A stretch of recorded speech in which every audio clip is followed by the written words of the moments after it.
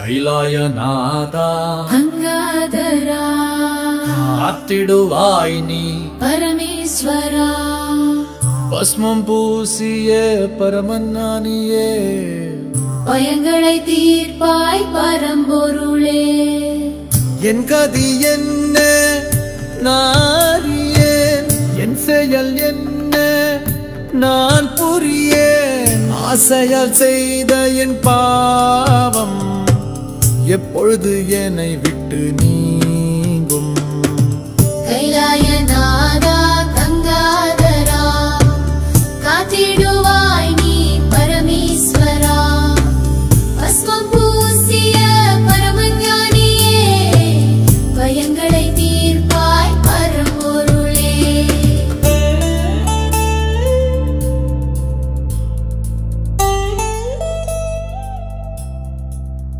First time வந்ததுக்கும் second time வரதுக்கும் நிறைய difference இருக்குது.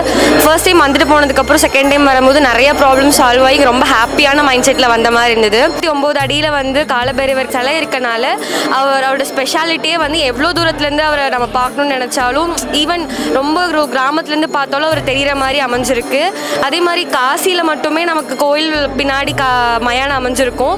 ஸோ அந்த ஸ்பெஷாலிட்டி வந்து இந்த கோயிலில் இருக்கனால நம்ம அங்கே போக முடியலனாலும் இங்கே வந்து அவர் தரிசிக்கும் போது அதே வகையான ஒரு உணர்வை வந்து நம்ம இங்க ஃபீல் பண்ண முடியுது.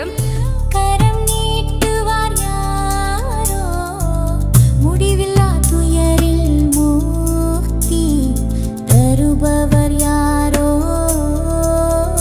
முக்தி தருபவர் யாரோ கைலாயநாதா கங்காதரா காத்திடுவாய் நீ பரமேஸ்வரா